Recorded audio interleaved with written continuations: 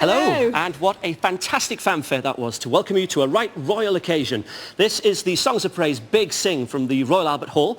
We're paying tribute to Her Majesty the Queen, who this month became the longest reigning monarch in British history.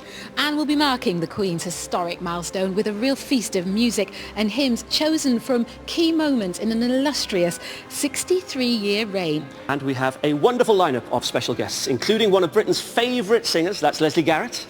Quizmaster and songster Alexander Armstrong. Add to that a choir of 800, helped along by our 5,000 strong audience here, and the Big Sing Orchestra too. That's why you're in for a real treat.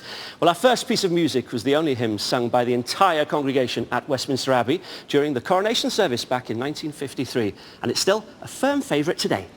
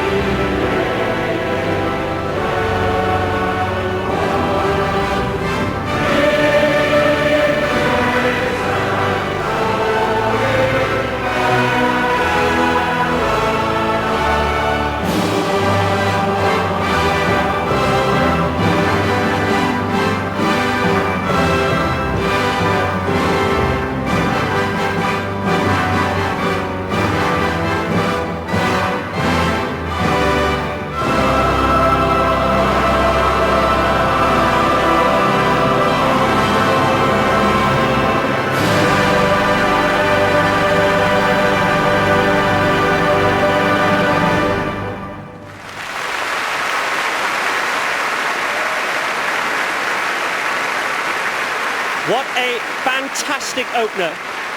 Of course, there was also a fanfare or two at the Queen's coronation. Her Majesty gave special permission to the BBC to film the ceremony so that as many people as possible could witness it. And a staggering 27 million people in Britain tuned in. Wow. How did it feel to be part of that historic occasion? Well, we're about to find out. Josie's with some very special guests.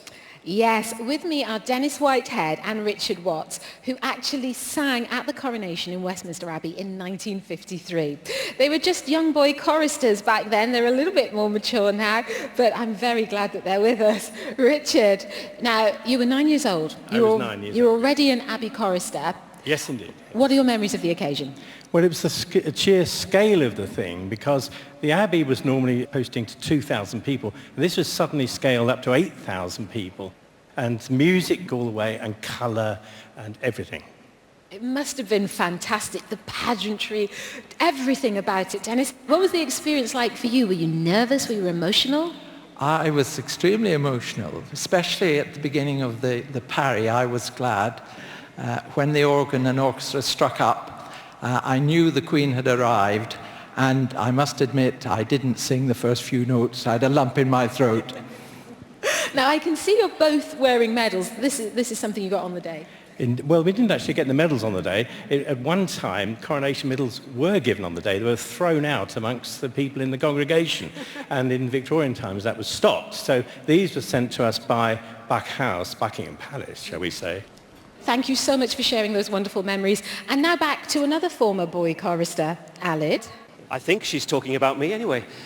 I feel slightly underdressed, I really do. We can relive some of those memories now by hearing I Was Glad being sung tonight by our Big Sing Choir under the direction of conductor Paul Leddington Wright.